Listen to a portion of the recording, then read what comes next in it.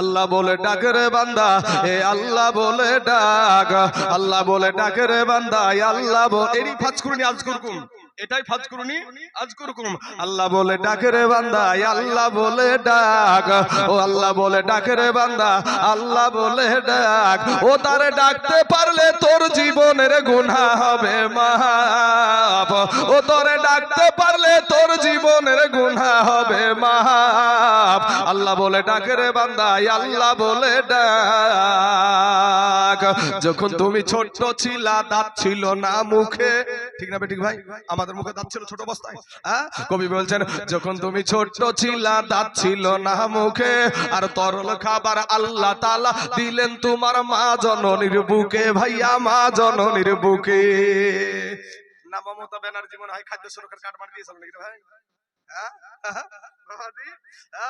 যখন তোমার দাঁত ছিল না, যখন তুমি ছোট ছিলা দাঁত ছিল না মুখে, আর তরল খাবার আল্লাহ তাআলা দিলেন তোমার মা জননীর বুকে, ভাইয়া মা জননীর বুকে। ওরে সেই আল্লাহ রে, ওরে সেই আল্লাহ রে ভুইল না রে,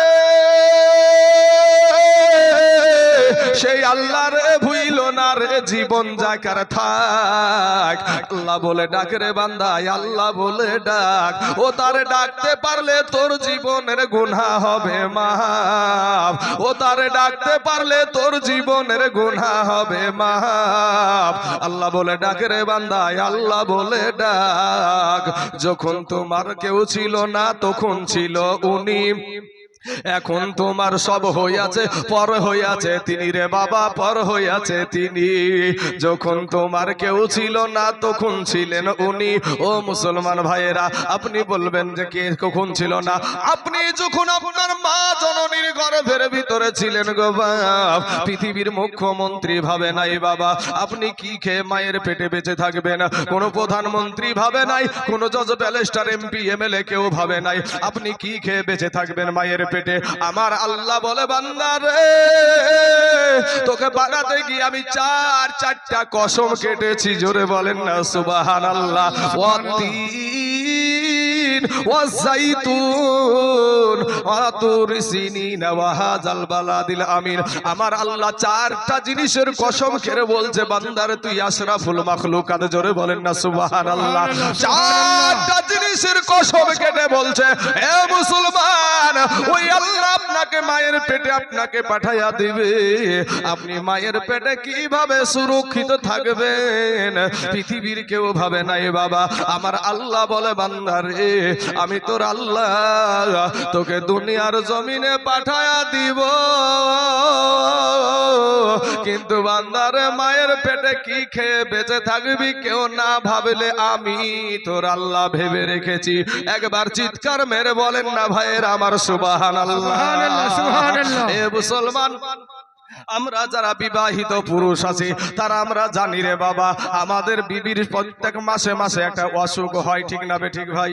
একটা মাসে মাসে যারা বিবাহিত পুরুষ তারা জানি আমার মা, আমার বিবি, আমার বোন, আমার বিটি মাসে মাসে বাবা অসুস্থ হয়ে যায়, অসুখ হয়। এই অসুখটা যখন সন্তান যখন পেটে আসে ওই সময়তে বাবা রে অটোমেটিক আপনার সন্তান যখন আসে অটোমেটিক অসুখটা ভালো হয়ে যায়, কোনো ডক্টরের প্রয়োজন হয় না, কোনো ডাক্তারের প্রয়োজন হয় না, কোনো এমবিবিএস ডাক্তার লাগে না বাবা, অটোমেটিক অসুখটা ভালো হয়ে যায়। আমার আল্লাহ ফারিস্তাদেরকে হুকুম করে দেয়, ফারিস্তারা রে মায়ের নাড়ির সাথে আর বাচ্চার নাভির সাথে সেট করে দাও। এবার আপনার আমার আল্লাহ পাকের হুকুমে ফারিস্তারা মা জননীর ওই বাবা নাপাক রক্তটা, ওই খুনটা বাবা শরীরের ভিতরে যতক্ষণ থাকে ততক্ষণ পবিত্র থাকে রে বাবা। সোনা মানিক রে, ওই রক্তটা বাচ্চার নাভির দ্বারাই সন্তানের শরীরে আমার আল্লাহ পুশ করে দেয়, আর ওই রক্তটা পান করে সন্তান মায়ের গর্ভে জীবিত থাকে, জোরে বলেন সুবহানাল্লাহ। এ বাবা রে, তখন তোমার কেউ ছিল না, তখন ছিলেন উনি।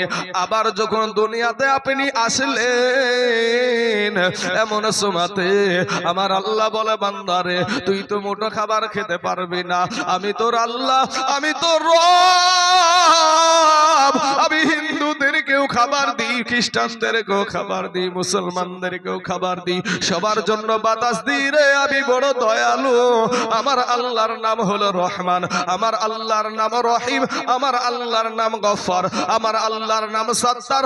এ মুসলমান, আমার আল্লাহ ডাক দিয়ে বলে, বান্দা রে, তুই যখন দুনিয়াতে পোশাব হয়ে গেলি, ভূমিষ্ঠ হয়ে গেলি, মোটা খাবার তো খাবার খেতে পারবি না। আমি আল্লাহ তোর জন্য, আমি তোর মা জননীর বুকের উপরে 2টা ফ্রিজ বসায়া দিয়েছি। জোরে বলেন সুবহানাল্লাহ। তুই আনন্দ, মহা আনন্দে তুই দুধ পান করে খাবি, তোর শরীরের কোনো অসুবিধা হবে না, তোর নিঃশ্বাসটা আটকিয়ে যাবে না। তাই কবি বলছেন, যখন তোমার কেউ ছিল না তখন ছিলেন উনি, এখন তোমার সব হইয়াছে, পর হইয়াছে তিনি রে বাবা, পর হইয়াছে তিনি। এই আবার যখন তোমার কেউ থাকবে না, তখন থাকবেন উনি রে বাবা, তখন থাকবেন উনি। আল্লাহ বলে ডাক রে বান্দা, আল্লাহ বলে ডাক, আল্লাহ বলে ডাক রে বান্দা, আল্লাহ বলে ডাক। ও তারে ডাকতে পারলে তোর জীবনের গুনাহ হবে মাফ। আল্লাহ বলে ডাক রে বান্দা, আল্লাহ বলে ডাক। এ মুসলমান বাবাজির, আমার ভাই জানেরা, আমার পর্দার আড়ালের মা খালা গো, শুনে জানে রাতের বেলা মা, এই দুনিয়াটা কিছুই না রে মা, একটা সেকেন্ডের আযাব আমরা সহ্য করতে পারবো না রে মা। রে ভাই, আমি এখানে বয়ান করছি, কিন্তু আমার সম্মুখে বসে আছেন, আমার ভিতরটা কবরের কথা মনে পড়ছে। কারণ আমি যখন মারা যাব, আমার মা আমার কবরে যাবে না, আমার বাবা কবরে যাবে না। আমি যদি এই স্টেজে বক্তব্য দিতে দিতে যদি স্টপ করে এখানে মারা যাই, আমি মারা যাওয়ার সঙ্গে সঙ্গে বাবারে কিছুক্ষণের মধ্যে তোলপাড় লেগে যাবে। আমার এই দায়িত্ববান বাবজি গুলা যখন আমার মাকে ফোন দিয়ে বলবে, চাচা গো, চাচি গো, খালা গো, আপনার বেটা তাইজুল ইসলাম দুনিয়ার জমিনে আর নাই, মুর্শিদাবাদের জমিনে আমার জনম দুঃখিনী মা মোবাইলটা টান দিয়ে ছুঁড়ে ফেলে দিয়ে বলবে, বেটা রে,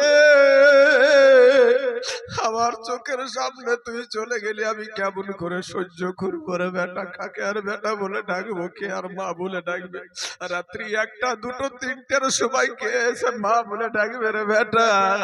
ও বেটা তুই চলে গেলি। আমার এই বাবজি গুলা তখন করবে কি, আমার জন্য একটা লাশ নিয়ে যাওয়ার জন্য একটা গাড়ি ভাড়া করবে। যুবক ছেলেরা সহযোগিতায় বাবজিদের বাবা মেহনতে আমার জন্য একটা লাশের গাড়ি বহন হবে।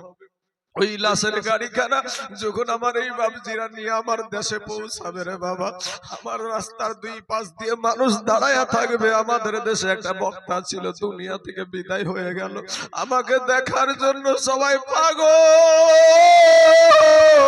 আমার মা জননীর কাছে যখন আমার এই বাবজিরা আমার লাশ খানা নিয়ে যাবে, আমার মা জমিনে আছড়াবে, আমার বাবা আছড়াবে, আপনারও বাবা আছড়াবে, আপনার মাও আছড়াবে। কিন্তু যুবক রে, কানতে কানতে তারা গলাটা ভাঙিয়ে ফেলবে, গলার স্বরটা নষ্ট হয়ে যাবে। কান্নাকাটি করার পরে যখন আমাকে গোসলখানায় দিবে, যখন গোসলখানায় আমাকে নিয়ে যাবে রে বাপ, পর্দার ভিতরে গোসলটা যখন দিবে, ওই গোসলে আমার ছোট বেটাটা মাকে গিয়ে বলবে, আমার বিবিকে ডাক দিয়ে বলবে, মা গো, আমার আব্বা কেন এই পর্দার ভিতরে গোসল করে গো মা? আমার বিবি বাবা বুকে টাইনা টাইনা টাইনা টাইনা বলবে, বেটা রে, তোর আব্বা জানার জীবনে কোনোদিন বাইরে গোসল করবে না, আর তোদেরকে বেটা বলে ডাকবে না। এ বলার উদ্দেশ্য হলো, এটা বলার উদ্দেশ্য আছে রে বাবা, সেই দিন আমার মাকে কেউ বুঝাতে পারবে না, আমার বাবাকে কেউ বুঝাতে পারবে না, আমার বিবিকে কেউ বুঝাতে পারবে না, সন্তানকে কেউ বুঝাতে পারবে না। কিন্তু ভাই পর্দার ভিতরে গোসল শুধু আমারই হবে, আর কারো না। পর্দার ভিতরে গোসল শুধু আমারই হবে গো মা। ও মা, ফিরে এসো, তওবা করে আল্লাহর কাছে ক্ষমা চাও, পর্দা করো, নামাজ পড়ো গো মা। মা জননী বলার উদ্দেশ্য হলো, যখন বাবা মসজিদের কোনায় থাকা খাটলাটাই উঠাবে রে, যখন খাটলাই উঠায়া দিবে, ওই খাটলায় আমার মা উঠবে না, আপনার মা উঠবে না, আপনার সন্তান উঠবে না, আপনার বিবি উঠবে না, আমি তাইজুল ইসলামের বিবিও উঠবে না। ওই খাটলার ভিতরে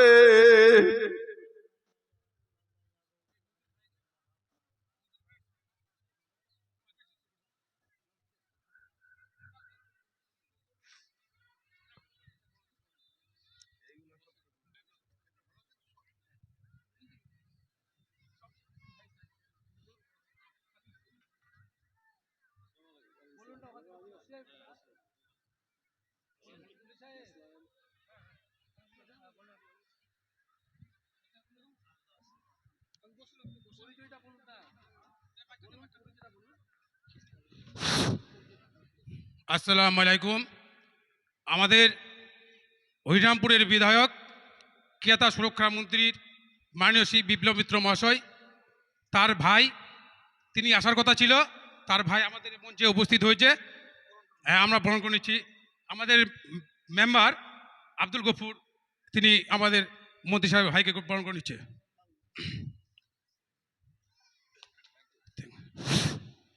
আমাদের আইসি সাহেব এসছে, তাকে আমরা আমাদের মৌলী সাহেব আনিসুর রহমান মৌলানা হেড মোদারেজ বরণ করে নিচ্ছে।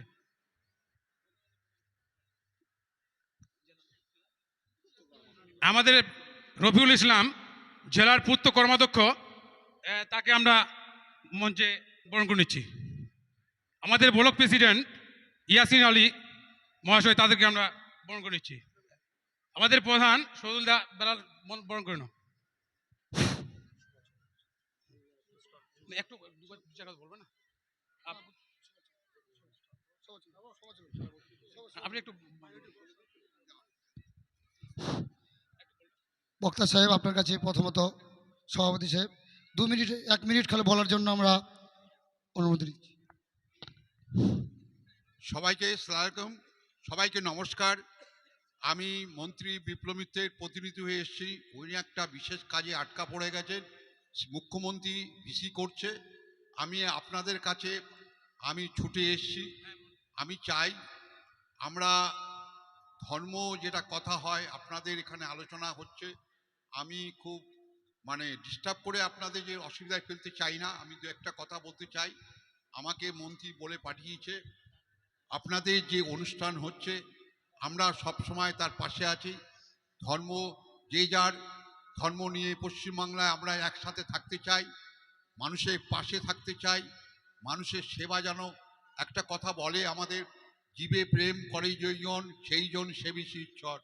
আমরা সবাই মিলে যেন জীবের প্রেম করে যেতে পারি। আমাদের মন্ত্রী বিপ্লব মিত্র এই যে রাস্তাঘাট উন্নয়ন আপনাদের পাশে সবসময় থেকেছে।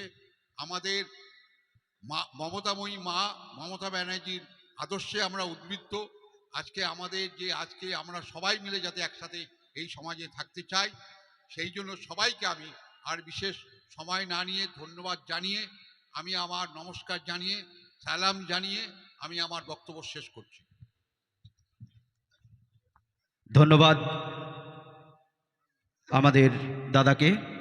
এবারে যার কারণে এই হরিরামপুর এখনো আমরা খুব শান্তিতে এবং ভালোভাবেই চলাফেরা করছি, যার কথা না বললেই না হোক, তিনি হচ্ছেন আমাদের হরিরামপুর থানার আইসি সাহেব অভিষেক তালুকদার।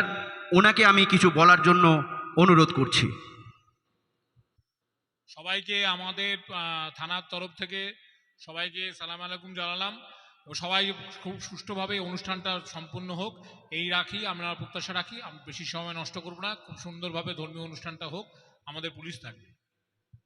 ধন্যবাদ আমাদের থানার আইসি সাহেব মহাশয়কে। আপনাদের কাছে ক্ষমা চেয়ে নিচ্ছি, করজোরে ক্ষমা চেয়ে নিচ্ছি যে আপনাদেরকে আমরা একটু থামিয়ে দিলাম। এবারে আমাদের এবং আমাদের মন্ত্রী সাহেব আমাদের মাদ্রাসার উন্নতিকল্পে 20,000 টাকা দান করেছেন, এর জন্য অসংখ্য ধন্যবাদ। একটু সবাই মিলে দোয়া করে দেবেন।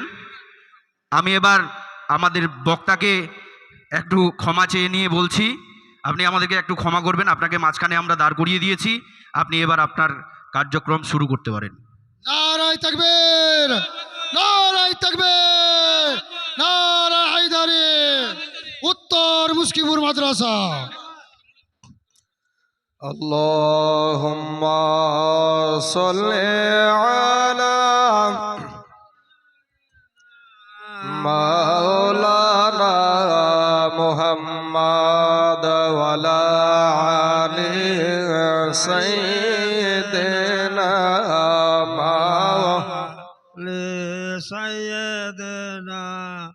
মাওলানা মুহাম্মাদ সাল্লাল্লাহু আলা মুহাম্মাদিন সাল্লাল্লাহু আলা মুহাম্মাদ সাল্লাল্লাহু আলাইহি ওয়াসাল্লাম। সবই বুঝে আসল জানে তখন বুঝে না, এ সবই বুঝে আসল জানে তখন বুঝে না।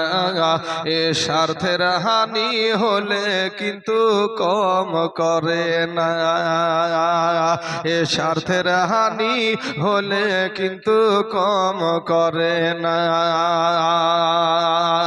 এ জন বুঝে ধন বুঝে আর বুঝে পাটি, এ জন বুঝে ধন বুঝে আর বুঝে পাটি। আর স্বার্থের লোভে নিজ শরীকের বুকে দিচ্ছে মাটি। ঠিক না বেঠিক গো? ওরে স্বার্থের লোভে নিজ শরীকের বুকে দিচ্ছে মাটি।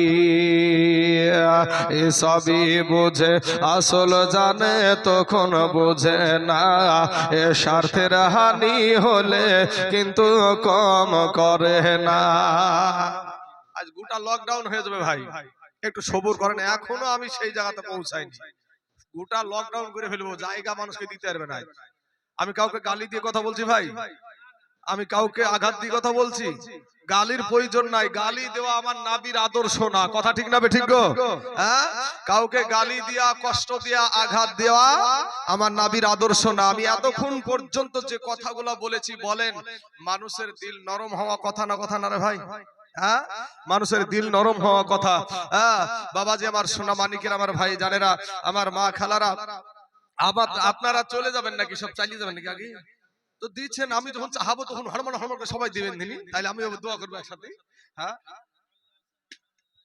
আচ্ছা, দিলেন আলহামদুলিল্লাহ, মাশাআল্লাহ। মেয়েটার নাম কি? ফামিদা, সুবহানাল্লাহ। আতিয়া ফামিদা নামে দেখো এখানে আসিয়া একটা কোরআন দিল, দেখো নাবির ঘর মাদ্রাসার লাগিয়া। এই দানের বদলায় বিটিকে দিও আল্লাহ এ সুন্দর একটা স্বামী, আর লাকে দিও লাখ মাছি, আর কানে দিও দুল, আর হাতে দিও চুরি, আর পরনেতে দিও বিটিকে আমার লাল টুকুটুকে বেনারসির শাড়ি। আল্লাহুম্মা। আচ্ছা, এলে যাবে দিয়েছে 200 টাকা, আল্লাহ তার দানকে তুমি কবুল করে নাও, আল্লাহ হায়াতে দারাজ করে দাও। কমিটির ভাইরা এখানে একটা মানুষ দাঁড়াবেন, যাতে মহিলারা ডাইরেক্ট এখানে না আসে। হ্যাঁ, আপনাদের ওখান থেকে আমাকে বলে দিলেই হবে, যথেষ্ট। ঠিক না বেঠিক? আচ্ছা বলেন, আপনাদের বলিলি তারপরে। মুস্কিপুর ইন্ডিয়ান ব্যাংকের ম্যানেজার 1000 টাকা দিয়েছে। নারায়ে তাকবীর, নারায়ে রিসালাত। মুস্কিয়া ব্যাংকের ম্যানেজার 1000 টাকার দাতা, জোরে বলেন জিন্দাবাদ। দেন আপনাদের দেন। আচ্ছা, মন্ত্রী সাহেব দিয়েছেন কত? 20,000 টাকা। নারায়ে তাকবীর, নারায়ে রিসালাত। আপনাদের মন্ত্রী সাহেব 20,000 টাকার দাতা, জোরে বলেন জিন্দাবাদ। সুবহানাল্লাহ, সুবহানাল্লাহ। আচ্ছা, মঞ্জুর আলম হাতনা ডাঙ্গি থেকে 2050 টাকা, আল্লাহ তার দানকে তুমি কবুল করে নাও। বলেন তারা ফটাফট বলেন। আর এক মোহরি সাহেব দুল্লুপুরে বাড়ি 2000 টাকা। আর আছে আর একজন দিয়েছে 2000 টাকা। আচ্ছা, দোয়া তো অবশ্যই করবো, না দোয়া করে নাম মনে কি? ইনশাআল্লাহ দোয়া তো করবোই। হ্যাঁ, তবে আমার মানুষগুলা একটু ওয়াজ শোনার জন্য আকাঙ্ক্ষিত হয়ে আছে, ঠিক না ভাই? ঠিক, হ্যাঁ, ওয়াজ শোনার জন্য মানুষগুলো আকাঙ্ক্ষিত হয়ে আছে। একটু ওয়াজ করি, তারপরে ইনশাআল্লাহ। মাদ্রাসা তো দানের ওপরই চলে, ঠিক না ভাই? ঠিক, মাদ্রাসায় কোনো প্রধানমন্ত্রী মুখ্যমন্ত্রী বাবাজি সরকারি ফান্ডে থেকে কোনো টাকা পয়সা মাদ্রাসায় দেয় না। এই মাদ্রাসা, হাজার হাজার মাদ্রাসা চলছে মুসলমানদের দানের উপরে। এই কোরআনের বিরোধিতা কত জনা করেছিল বাপ, কিন্তু কোরআন বিরোধিতা করে কোরআনকে ব্যান করতে পারে নাই, বরঞ্চ তারাই লাঞ্ছিত বঞ্চিত পদদলিত হয়েছে। 1985 সালে আপনার শীতল সিং নামে কলকাতার হাইকোর্টে আপনার কোরআনের উপরে মামলা করেছিল, কিন্তু বাবা আমার কোরআন এখন পর্যন্ত দিল্লির জামে মসজিদের ইমাম বলেছিল যে এই সারা পৃথিবীর মুসলমানদের মাথার মগজ, সারা পৃথিবীর মুসলমানদের বুকের খনি, এই চোখের মনি, এই কোরআনকে যদি কেউ ব্যান করার রায় দেয়, আমি দিল্লির জামে মসজিদের ইমাম বলছি তার বুকের উপরে পা তুলে দিয়ে বাম হাত দিয়ে তার জিহ্বাটাকে টেনে ছিঁড়ে ফেলে দেব। জোরে বলে সুবহানাল্লাহ। ভয় লাগছে নাকি বাবা? ওয়াতাওয়াসাউ বিল হক। ব্রাদার ইসলাম, এই কোরআনের উপরে শুধু তাই নাই, 1985 সালে নয়, এই শীতল সিং এর পেট আত্মা এসে ভর করলো 2021 সালে ওয়াসিম রেজভির ঘাড়ে। শুনেননি? 26টা কোরআনের আয়াতের উপরে মামলা করেছিল ভারতের সবচাইতে বড় আদালত সুপ্রিম কোর্ট। এই সুপ্রিম কোর্টে যখন আদালতে বিচারটা হলো, তো বিচার হওয়ার সময় জজ সাহেব বলেছিল এটা মুসলমানদের ধর্মগ্রন্থ, এইটা এই কোরআনকে ব্যান করার আইন ভারতবর্ষের আইনে নাই। জোরে বলেন সুবহানাল্লাহ।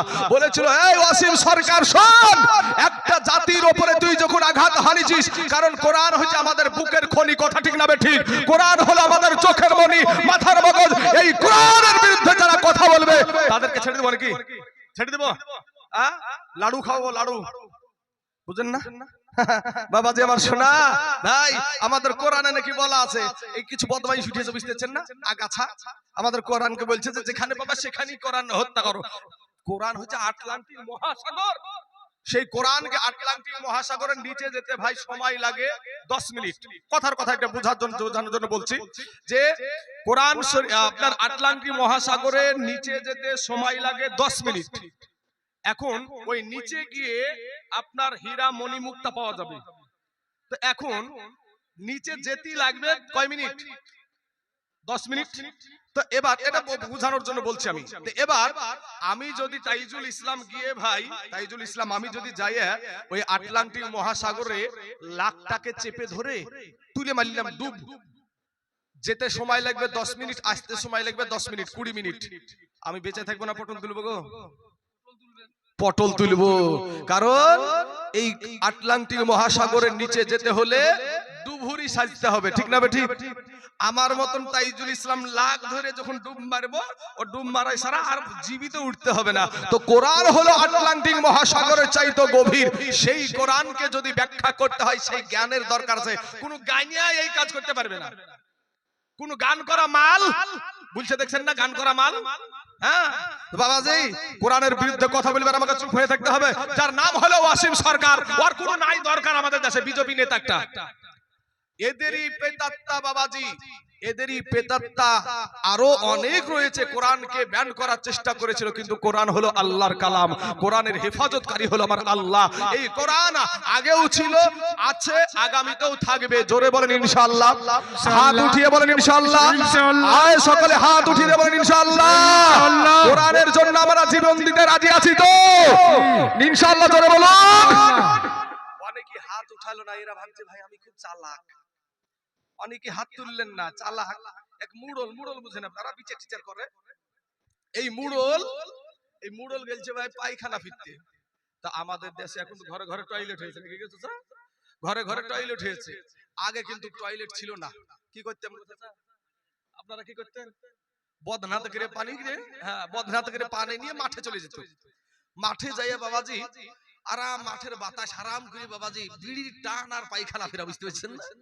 তো আরাম করে পায়খানা টাইখানা মুড়ল ফিরেছে। ফিরার পরে পানি খরচ যখন করতে যাচ্ছে, তো পানি খরচ করতে যে দেখছে ভাই বদনার ভিতরে এক ফোঁটা পানি নাই। তখন মুড়ল বলছে হারে এই দু চারিখান গ্রামের আমি বিচার করি, কেউ কোনদিন আমাকে ঠকাইতে পারলো না, আর তুই বদনা আমাকে ঠকিয়ে দিলি। তো বলছে তুই আগামী কালকে যে কি করে ঠকাস তাও দেখবো। আগামী কালকে ওই বদনাতি আবার পানি লেগেছে, ওই বদনাতি আবার পানি এবার ওই বদনাতি পানি নিয়ে গেছে। পানি নিয়ে যাওয়ার পরে বলছে গতকালকে তোমাকে ঠকালছিস, আজ কি করে ঠকাস তাও দেখছি, দাঁড়া আজকে পায়খানা ফিরার আগে পানি খরচ করবো। কে ঠকলো গো ভাই? হ্যাঁ ভাই রে, যারা হাত উঠালো তাদেরকে আবার আল্লাহ দেখেছে না দেখে নাই?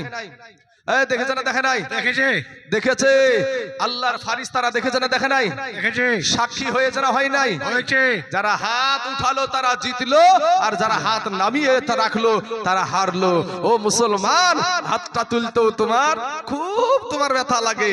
আজ আল্লাহর পক্ষে, তোমার দ্বীন ইসলামের পক্ষে হাত উঠে না, কিন্তু এখনই তোমাকে একটা কোনো রাজনীতির দলে মিছিলে নিয়ে যাওয়া হয়, তোমাকে রুখা মুশকিল।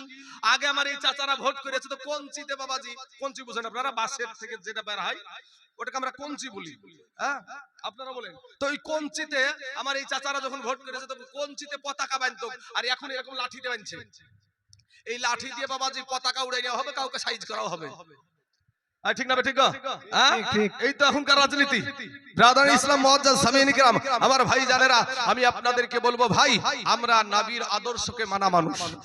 আমার নবীর আদর্শ কত সুন্দর। আমার আল্লাহ কোরআনে বলছে ওয়া ইন্নাকা লাআলা খুলুকিন আযীম। আমার আল্লাহ পাক আবার নবীর আদর্শকে আযীম শব্দ ব্যবহার করেছে। জোরে বলেন।